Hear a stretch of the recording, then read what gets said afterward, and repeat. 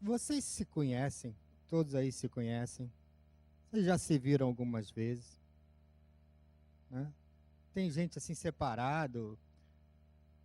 Eu gosto de perguntar isso porque muitas vezes a gente vê uma pessoa que vem aqui a primeira vez e ela nem sabe o que vai acontecer, né? Se encontra numa casa de amor, numa casa de muito companheirismo, mas fica meio perdida.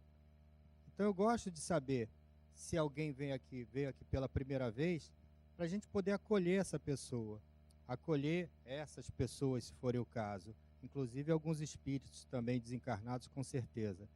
Então, eu não vou querer saber quem veio aqui a primeira vez, não precisa ficar envergonhado. Agora, o que eu vou querer é que aqueles outros que já são da casa possam se dar um abraço e aproveitem a dar um abraço nessas pessoas novas como um bem-vindo, como um acolhimento, como uma passagem do que a gente tem aqui no coração para essa pessoa. Então vamos dar um abraço? Vamos? Levantar um pouquinho? É bom que dá uma aquecida. Isso. Amistosamente. Essa é uma das partes mais gostosas da palestra, é quando a gente se dá ao outro, quando a gente dá a oportunidade do outro dar para nós o que tem de melhor.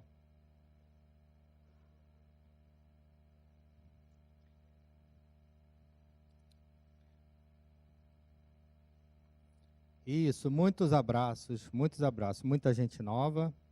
Então pronto, não tem mais ninguém novo, né? Já foram acolhidos, já foram percebidos, já são da casa. Nosso tema de hoje, gente, é o argumento justo. O livro que a gente está usando é o Jesus no Lar, é o livro que vem acompanhando todas as reuniões de quarta-feira, que precede um trabalho mediúnico. Esses livros que a gente trabalha na quarta-feira, eles são muito dirigidos aos médiuns, né? Aos médiuns da casa, os médiuns ostensivos, para a gente, como médium, ter muito cuidado com nossas ações, com o que a gente vai fazer.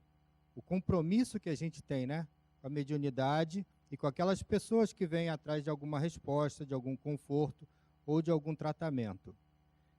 Porém, a gente sabe também que todos nós somos médiuns, de uma forma ou de outra. Então, esse livro serve para todo mundo. Indistintamente, todos nós vamos ver que as lições desse livro servem para nós, e em especial a de hoje, eu acho que vai deixar assim algumas pessoas de cabelo em pé, mesmo aqueles que têm pouco cabelo, como eu, mas é uma lição que pega fundo na gente. É uma lição, inclusive, que eu acredito que seja motivo da gente refletir muito e, às vezes, dar uma escorregada na nossa vontade de servir a Jesus e de servir ao que nós acreditamos, né, no Espiritismo. Eu vou ler para vocês, acredito que nem todos tenham lido, para vocês sentirem o que é essa lição e já irem percebendo do que nós vamos conversar. Vocês vão ver que, de uma forma ou de outra, vai tocar vocês. Esse livro é escrito por Chico, né, do espírito de Néio Lúcio. Então, com certeza, é um texto muito bom. O argumento justo. À noite, em casa de Simão, transparecia um véu de tristeza na maioria dos semblantes. Tadeu e André, atacados horas antes, nas margens do lago, por alguns malfeitores, viram-se constrangidos à reação apressada. Não surgira consequência grave, mas sentiam-se ambos atormentados e irritadiços. Isso parece até hoje em dia, né?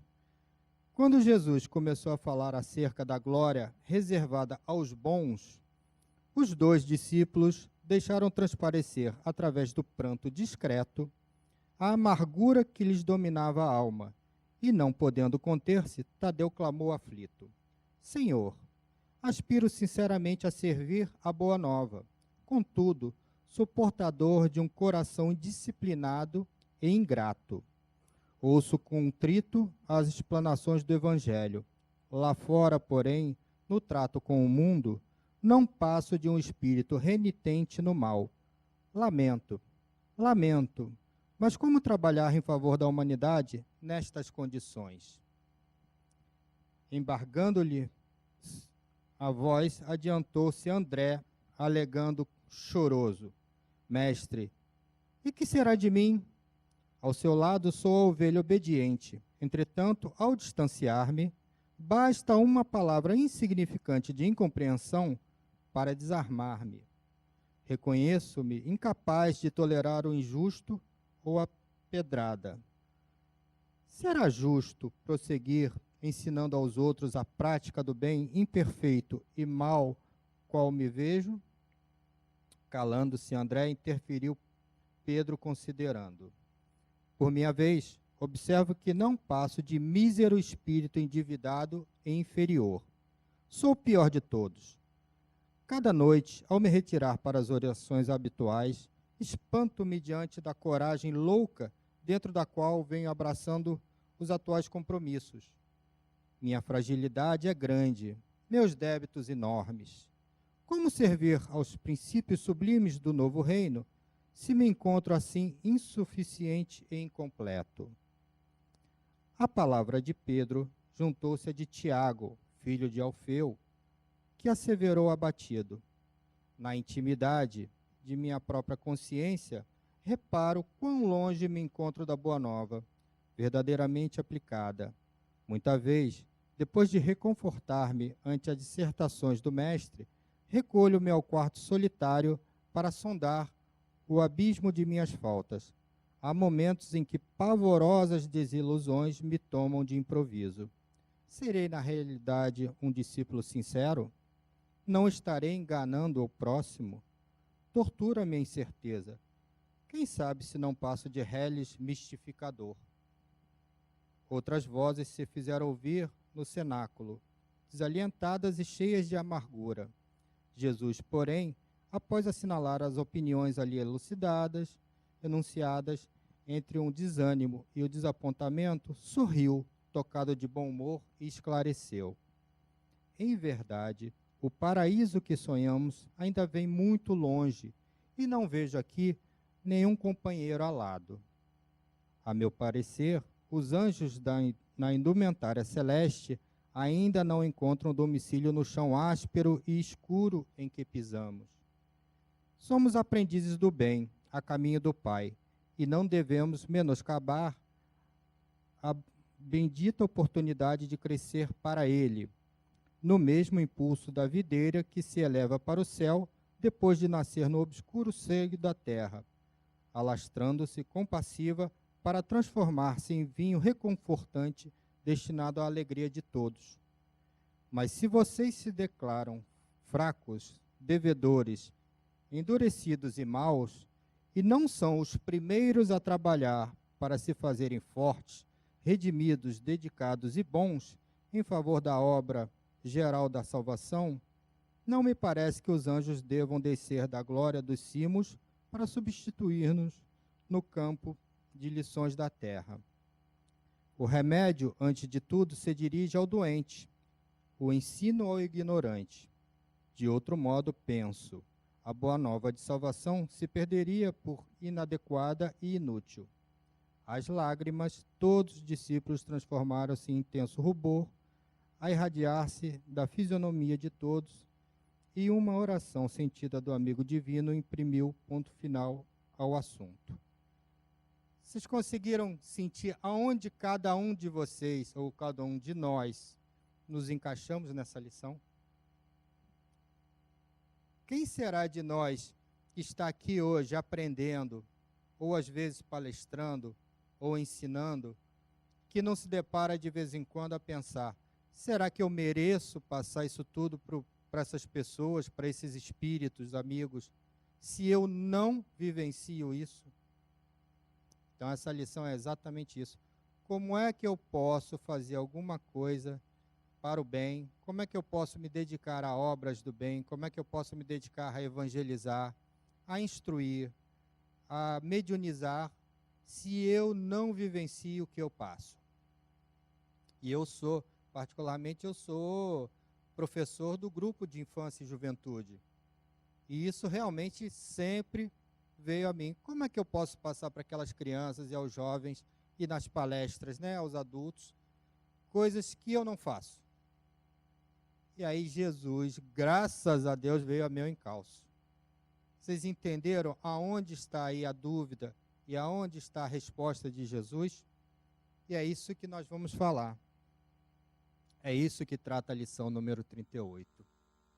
Qual o problema que a gente viu aqui nessa lição? Qual a dificuldade que se foi observada, né? Que os aflitos discípulos mostraram ali? Trabalhadores desanimados e decepcionados por não conseguirem cumprir o que pregam. E é interessante porque, apesar de vocês, talvez, ainda iniciando na doutrina, acharem que não estão evangelizando ou não estão passando a boa nova, eu duvido que vocês não cheguem para um amigo de vez em quando: olha, fica assim não, isso passa, você está triste, alguém da sua família faleceu, mas nós somos imortais. Ou a todo mundo cabe o que merece. Nada é por acaso. Isso a gente fala corriqueiramente, não tem jeito. E isso é o Evangelho. Nós estamos passando para aquelas pessoas, normalmente aflitas, o que nós aprendemos. Ah, tudo bem, eu digo para aquela pessoa que a gente não morre, que a gente simplesmente desencarna, e lá a gente encontra a nossa família espiritual, e aqueles que ficam aqui daqui a pouco vão desencarnar também, vão nos encontrar. Mas eu não cumpro porque se morre um parente meu, se morre minha filha, eu estou ferrado. Eu vou chorar 10 dias, 10 noites seguidos. Pois é, isso não quer dizer que a gente não esteja vivenciando o que a gente aprendeu. Isso quer dizer que nós somos humanos e temos emoções. E cada um tem uma forma de controlar a sua emoção. Inclusive, chorar é muito bom. Botar para fora é muito bom. Então, isso não quer dizer que a gente não esteja sendo um discípulo, um seguidor de Jesus. Nem que a gente esteja aprendendo a doutrina e não vivenciando. Isso quer dizer que, às vezes, a gente falha. E aí vem o que Jesus falou, né? O argumento, qual foi o argumento que Jesus deu para esses discípulos, para nós discípulos, que sempre nos pegamos com essa perguntinha: como é que eu posso passar para alguém uma coisa que eu não cumpro? Né? O que ele falou? O remédio, antes de tudo, se dirige ao doente, o ensino ao ignorante. Pois senão, para que a boa nova? Para que nós estaríamos aqui? Se não, para treinar, exercitar, até a gente passar a vivenciar naturalmente, que é a grande diferença, né? Então, primeiro a gente não faz, depois a gente começa a se preocupar o porquê não faz o que a gente fala. Aí nós começamos a tentar fazer até um certo momento que vai ser natural. Aí é uma aquisição nossa. Então, essa lição ela vem trazer isso. A gente não deve se preocupar com, vamos dizer assim, não estar cumprindo 100% do que a gente passa. A gente deve se preocupar em tentar cumprir 100% do que a gente passa. Mas é claro que a gente não está ainda nesse estágio, né? E aí nós vimos o seguinte: as fraquezas que foram faladas no texto são as que mais afetam a todos nós, né? Indisciplina, quem não é indisciplinado? Ingratidão, renitência no mal, ou seja, está perseguindo o mal o tempo todo, está repetindo o erro. A gente tem alguns ditados que falam sobre fazer o erro e repetir, mas a gente repete o erro o tempo todo, né? Às vezes de uma forma diferente, mas repete. Então é a renitência no mal, intolerância. Qual de nós pode dizer assim com firmeza: eu sou tolerante? Ah, eu sou tolerante com minha filha, com minha esposa, com o pessoal que eu amo, com o pessoal aqui do centro. Ah, quando eu entro no centro, então, eu viro o tolerante. Mas e dali para fora, como eu sou? Será que eu sou tão tolerante? Será que se eu estiver dirigindo um carro, me der uma fechada, eu não vou, no mínimo, mandar aquele rapaz passear naquele lugar? Ou pior, às vezes eu posso ir atrás dele e dar uma fechada no carro dele. Cadê a tolerância? Cadê a tolerância se alguém faz alguma coisa errada com a gente? Pelo menos na nossa cabeça ser errada, e a gente ficar, opa, tranquilo, tentando entender o porquê daquilo. Ou como a gente fala aqui, o para quê daquela situação, né? O que a gente vai aprender com aquilo? Então, intolerância é um dos grandes problemas nossos. Endividamento. Eu devo, não só financeiramente, né? Eu devo moralmente, eu devo eticamente. Eu faço muita coisa que eu não deveria fazer. Então, é o nosso endividamento. Inferioridade. Eu achar que alguém é melhor que eu. Isso nos bota num ponto de defesa o tempo todo. Às vezes, leva pessoas à violência. Às vezes, leva pessoas ao egoísmo. Ele achar que é inferior. A inveja. Se a pessoa não se acha inferior, se acha igual, ela não precisa de nada disso. Esses grandes males que a gente vê na humanidade são da inferioridade que a pessoa sente e que ela quer, de uma forma ou de outra, compensar. Então, se imaginar inferior é um problema, ainda é ignorância, né? Fragilidade. Fragilidade. A vida, ela é para ser vivida. A vida ensina a gente. A gente tem um ditadozinho que diz, melhor prender em casa com amor do que na vida, né? Pela dor. Porque a vida ensina. A vida não tem pena de ninguém. E não é para ter pena de ninguém. Então, nós não podemos ser tão frágeis assim como diz ali. A gente tem que ir em frente.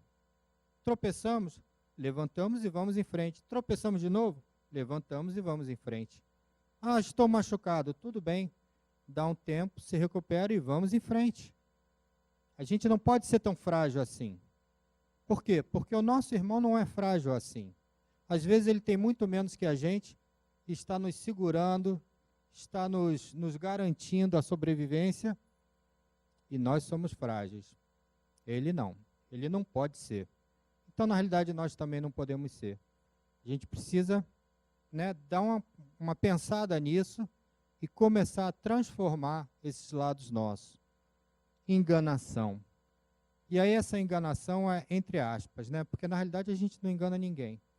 Nós é que gostamos ou somos, vamos dizer assim, preferimos ser enganados pelos outros. Isso a gente vê logo no início de namoro, né? Lá o casalzinho se conhece, aí a menina já faz a imagem perfeita daquele rapaz e o rapaz faz a imagem perfeita daquela menina. E aí pronto, já se apaixonam, né? Quem é que não quer se apaixonar por alguém perfeito? E aí começa o namoro e até então está tudo perfeito. Porque no início a gente sempre se transforma por causa do outro, né? A gente sempre quer garantir aquela situação, aquele amor, então ótimo. A gente dá o braço a torcer, a gente é tolerante, a gente é educado, a gente faz de tudo para garantir aquilo. Pois é, com o tempo a gente começa a mudar. A gente começa a ser quem nós somos.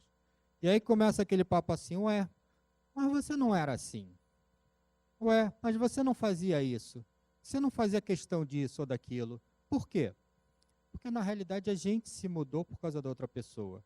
E pior, a gente fez uma imagem diferente daquela pessoa.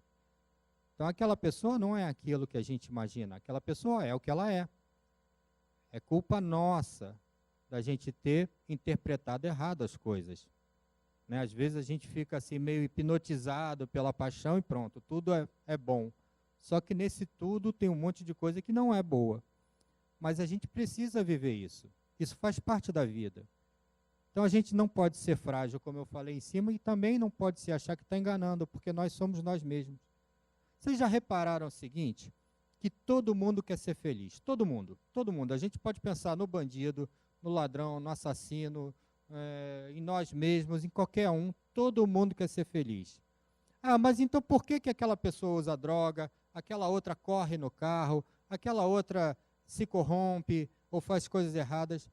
Porque na realidade é a forma com que ela imagina que possa ser feliz.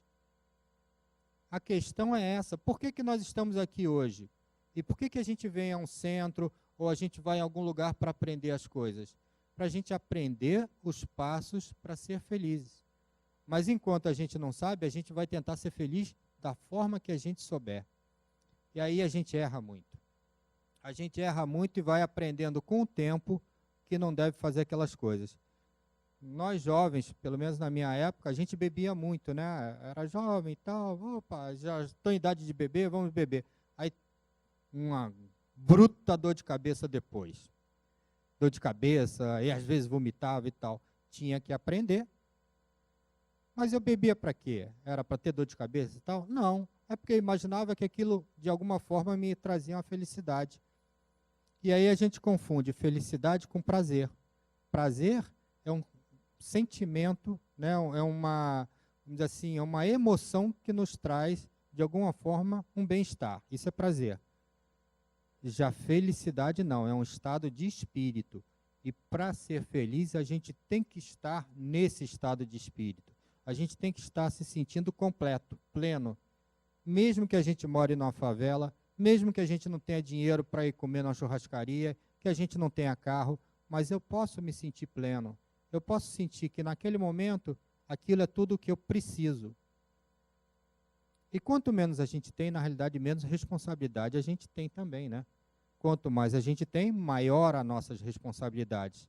Então, a gente tem que ter cuidado com isso. Esse enganar, então, é relativo, porque a gente se engana muito. Mas a gente engana muito pouco os outros. E tem um certo, vamos dizer assim, uma certa condição que a gente não engana de jeito nenhum. E eu gosto de falar dela. São nossos inimigos. Ah, nossos inimigos. Mas para que eu fui falar dos inimigos? Para que serve um inimigo? O inimigo, gente, é o maior amigo que nós temos para nos mostrar como nós somos. Porque os nossos amigos não mostram como nós somos. Eles, quando muito, mostram assim, sutilmente, que a gente tem um defeitozinho.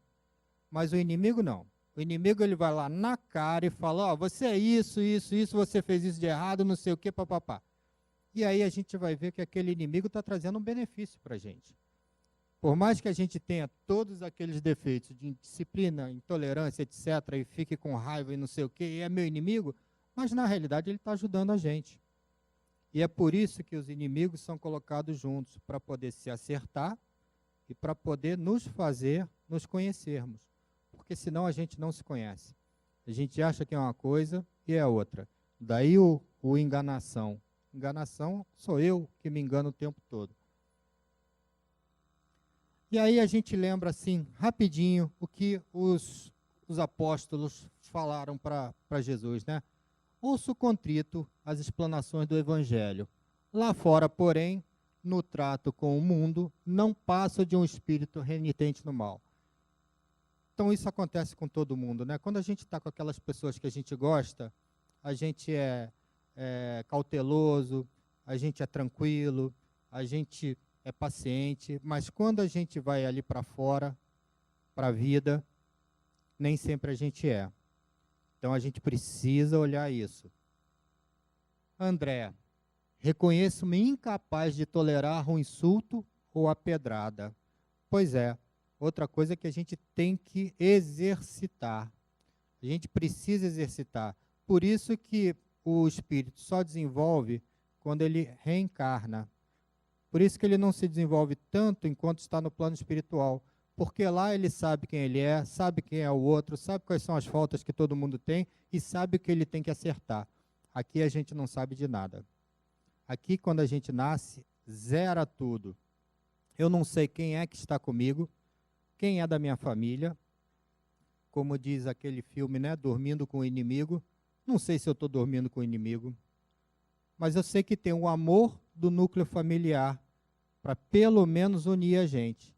E a gente partir dali do zero para tentar acertar as coisas. Então, é muito importante a gente ter essa ideia de que a gente é capaz de tolerar. A gente é capaz de até de se surpreender fazendo coisas boas para pessoas que não pensam bem de nós. É só a gente mudar o foco da nossa visão. É só a gente entender que aquela pessoa que está ali é um irmão como eu, que está passando por problemas também, como eu, e que também tem direito de fazer os erros deles, se eu tenho direito, né?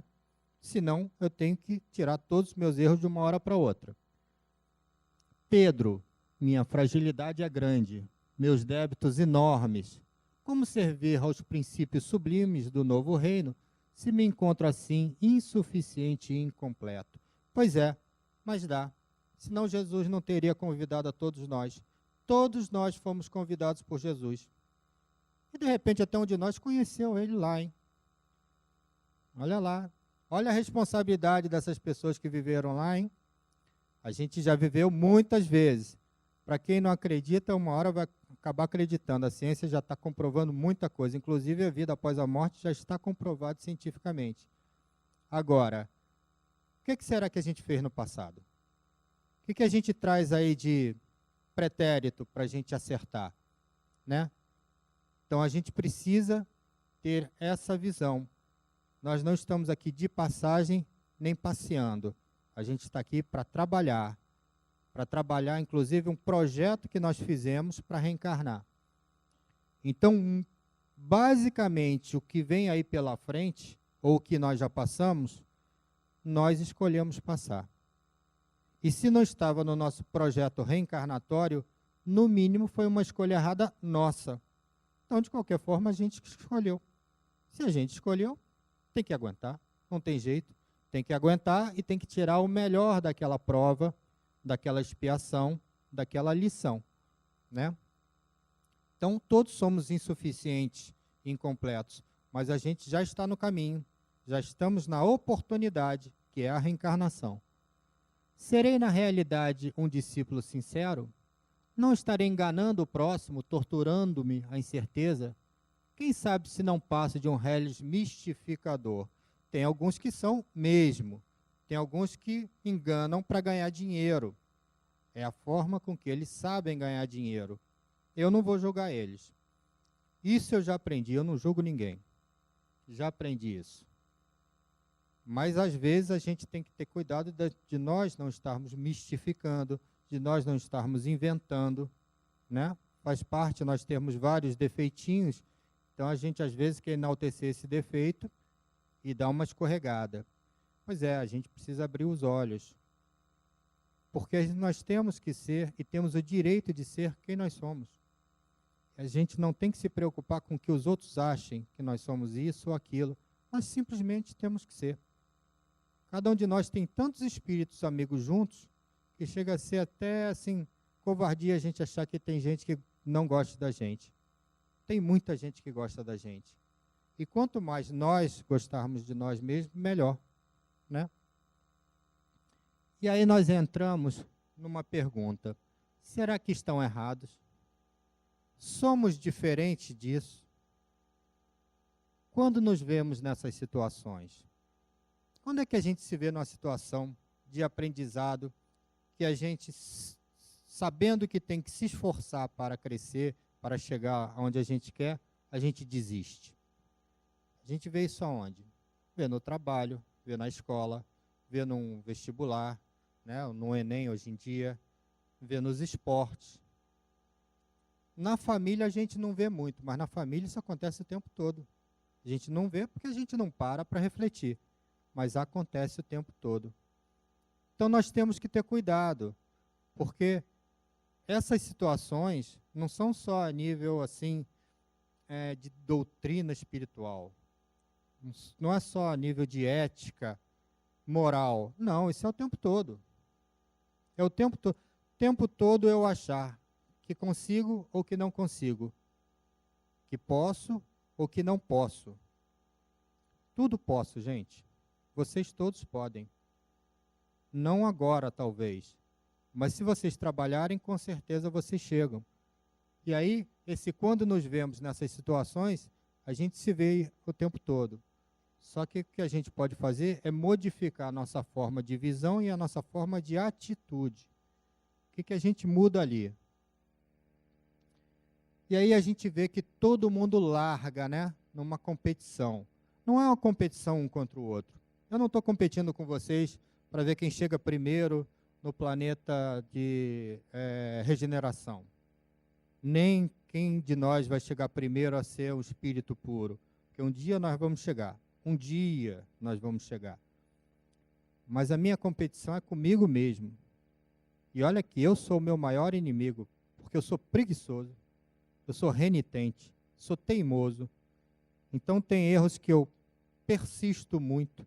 Então eu sou o meu maior inimigo. A minha competição é comigo mesmo. E aí a gente vê criancinhas, né, como eu disse, eu evangelizo criancinhas, então já adoro elas e já conheço muito delas, né? Desde 99 que eu evangelizo criança. Então, é muito bacana a gente ver elas crescendo e a gente poder aplicar esses ensinamentos na vida delas, para elas não terem tanta dificuldade quanto nós tivemos. E aí a gente vê que é uma questão de educação, de cultura, do que a gente aprende e bota em prática.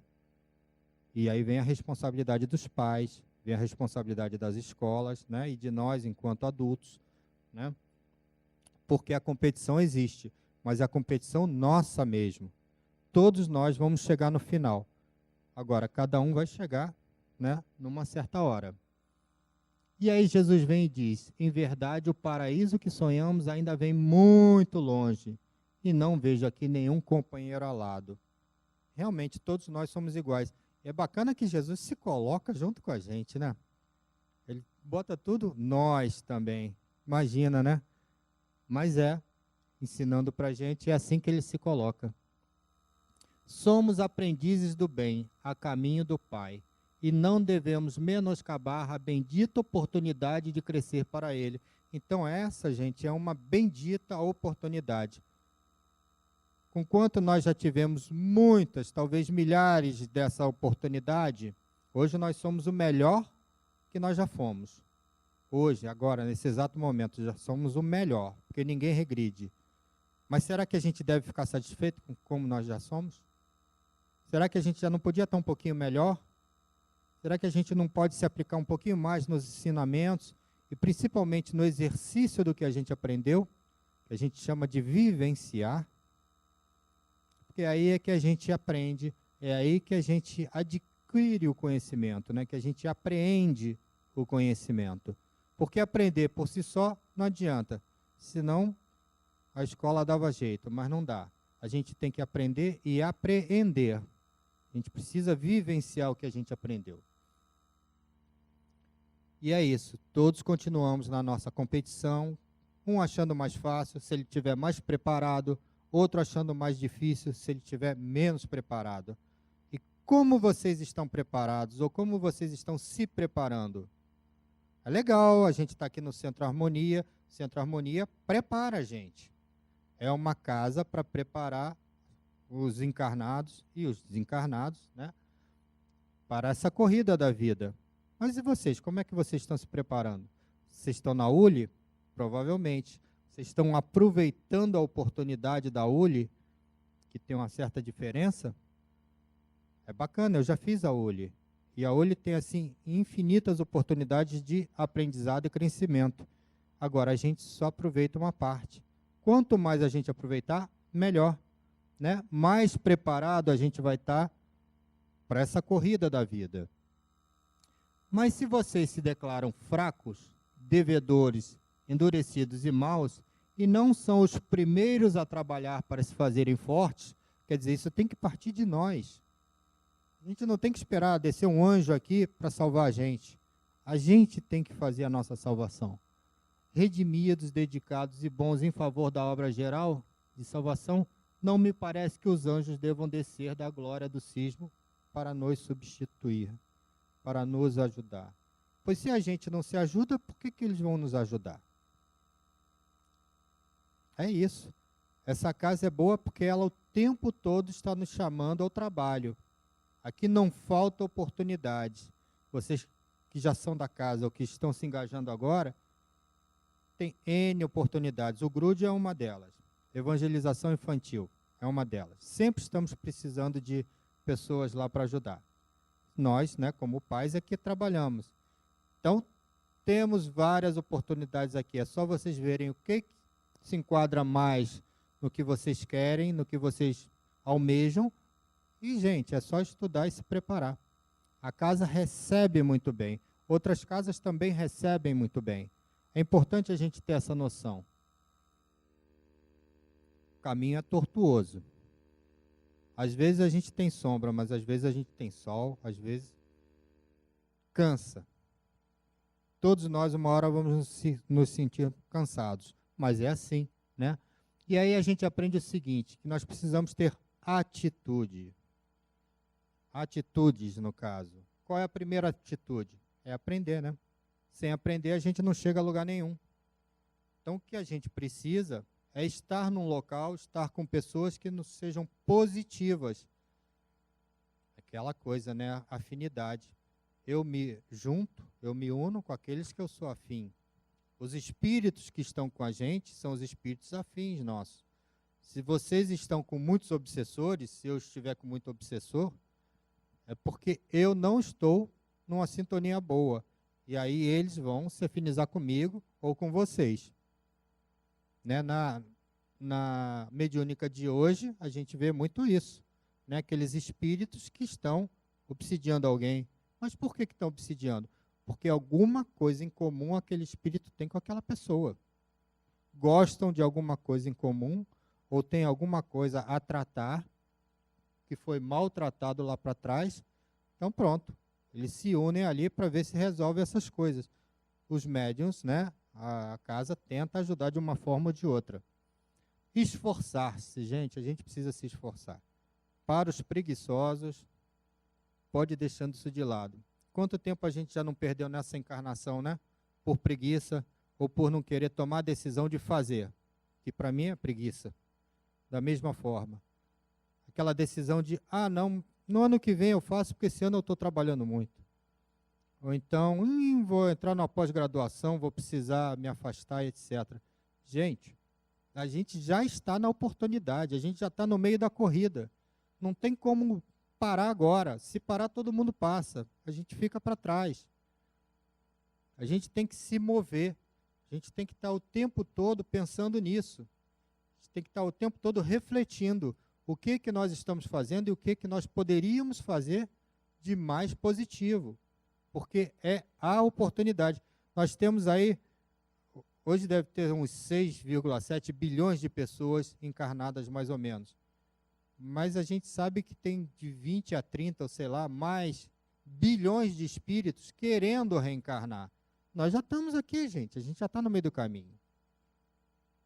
Então, vamos fazer por onde, né?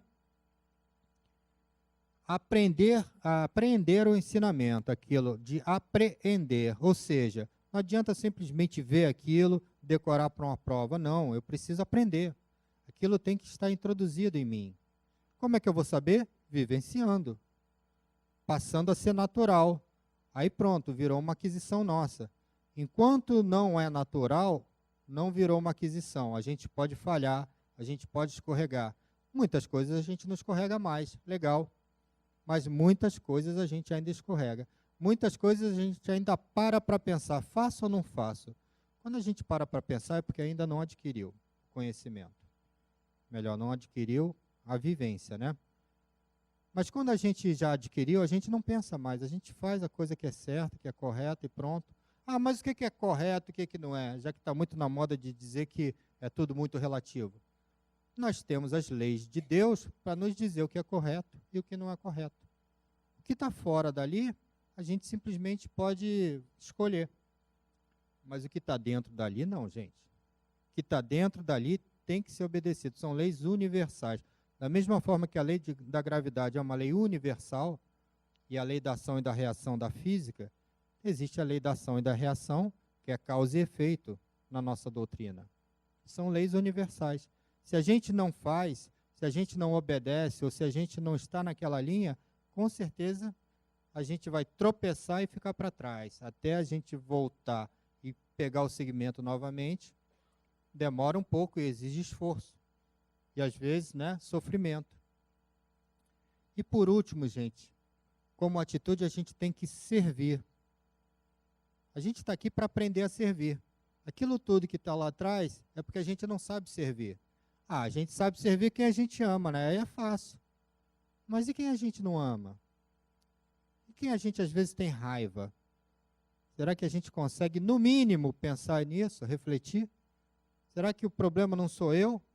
Ao invés de ser aquela pessoa, às vezes nós somos o problema. Então a gente precisa ter essa noção. mais uma partezinha, né? Difícil de correr ali na praia. A praia não é só coisa boa, não. E as atitudes, gente? Mais uma vez chamando a atenção. Sermos humildes e trabalhadores. É difícil ser humilde, né? Porque a gente sempre se acha o melhor, a gente sempre quer reconhecimento, a gente sempre quer agradecimento. Pois é, mas não precisa disso. Não precisa e não deve, porque isso simplesmente aguça o nosso orgulho. Então, quanto menos gente agradecer, melhor. A gente tem que entender isso. Exercitar as boas ações. Como é que será que a gente está de boa ação? Como é que vocês estão aí dentro de vocês de boas ações? De boas intenções? Não sei se vocês viram, passou no Facebook uma senhora que viu um rapaz num sinal abandonado, todo maltrapilho, lá em São Paulo. E aí ela se penalizou, ninguém se penalizou, ela se penalizou e deu um dinheirinho para ele. E ficou incomodado e voltou, deu a volta numa quadra e foi atrás do cara, não achou ele ali, ficou preocupada, mas achou mais para frente. Foi conversar com ele. Ele era um rapaz drogado, que foi parar numa casa dessas de terapia. E aí, não sei quanto tempo ficou lá, mas quando ele saiu e voltou para a casa da família, que era um prédio bacana, a família tinha se mudado. Ele não tinha como achar a família, eu não sei se a família ligava para ele. E aí ele teve que ficar na rua. E aí foi todo um drama porque ele teve que viver do dinheirinho que ele conseguia no sinal. Às vezes a gente pensa, né? Pô, aquele cara ali está pegando dinheiro no sinal. Pô, vai trabalhar, rapaz. É fácil. É fácil? Se encontre numa situação dessa, todo maltrapilho, ex-drogado ou ex-presidiário, né, com problema nas costas, com a família para sustentar às vezes, e não tem emprego. O que a gente faz? É duro, né? É duro. A gente não gosta nem de pensar, mas a gente tem que pensar, porque a gente vai se defrontar com isso o tempo todo na nossa frente. E a nossa atitude é que vai fazer diferença. Essa senhora pegou ele, botou no Facebook, né, dizendo que tinha visto aquele rapaz, pediu para ele para tirar uma foto, tirou, botou no Facebook, e aí perguntou se alguém conhecia a família, se alguém conhecia ele, e se alguma casa dessas de drogados acolheria ele. Pois é, uma casa acolheu. E o rapaz que acolheu ele era um ex-drogado que fundou essa casa, e sabe como é isso.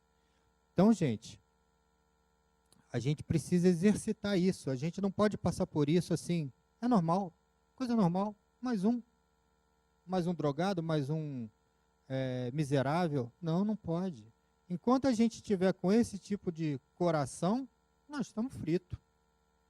Estamos completamente fora da lei, porque a lei não diz isso, né? Olha o exercício que eu estou falando. Não se deixe levar pelo desânimo e pessimismo. Pois é, a gente não pode se deixar, nem que um dia nós sejamos um desses miseráveis. Porque, olha, eu penso assim, caramba, se eu me visse um dia numa situação dessa, com minha filha com fome, eu acho que eu roubava supermercado, assaltava, fazia qualquer coisa para ela não ficar com fome. Será que eu estou certo? Eu não sei. Mas é difícil. Graças a Deus eu não estou nessa situação. Pelo jeito, já passei por ela, né? Mas eu tenho muito cuidado com essas pessoas. Não esperar agradecimento ou reconhecimento. Por quê? Porque na realidade ninguém merece isso. A gente não agradeceu a Jesus pelo que ele veio fazer, né? Nossos potenciais, gente, nós temos potenciais. Esses potenciais, eles nos catapultam, vamos dizer assim, para as ações, para as realizações. A gente precisa descobrir do que a gente é bom, o que a gente pode fazer, o que nós já temos de aquisições de encarnações anteriores que a gente não usa, pode usar. Então a gente precisa fazer uma autodescoberta, vamos dizer assim, um conhecimento, autoconhecimento, para a gente ver o que nós podemos ter de bom que a gente não está usando e potencializar nossas ações. Todos nós temos. Olha lá. Essa corrida, essa senhora acho que tinha 70 e poucos anos. Fez a corrida de 10 quilômetros e chegou. Na frente de muita gente. Nosso aprendizado não é apenas teórico, mas é prático, é experiencial. É muito importante essa palavra porque ela faz a diferença de você aprender com o professor no modo passivo, que o professor passa as coisas e a gente escreve, tenta decorar para depois usar, ou a gente tem um aprendizado com um facilitador que nos faz aprender. Ou seja, por experiência, a gente adquire o conhecimento. E é assim na vida. A vida, ela nos faz aprender experienciando. Tá. Precisamos então passar por essas vicissitudes, experiências, perdas e dor, para aprendermos a dar valor à oportunidade da vida. E principalmente com o nosso próprio esforço e vontade. Sem isso, a gente não chega a lugar nenhum. Né? Mas a gente pode ver o seguinte, que mesmo crianças, mesmo adultos, mesmo pessoas mais velhas, idosas, ainda tem tempo de começar essa corrida e chegar no final. É só a gente ter vontade, é só a gente ter perseverança, porque o caminho não é fácil, e aí a gente chega lá. De uma forma ou de outra a gente chega lá. Porque os que estão nos aguardando, gente, aqueles espíritos todos que nos amam, estão loucos para a gente chegar. E nos ajudam o tempo todo. Então nós não estamos sozinhos. Basta que a gente se esforce, que a gente no dia a dia, né, vá fazendo o nosso trabalhinho. Tá bom? Dúvidas, outra coisa. Qualquer coisa a gente conversa lá fora, tá bom? Obrigado, sim.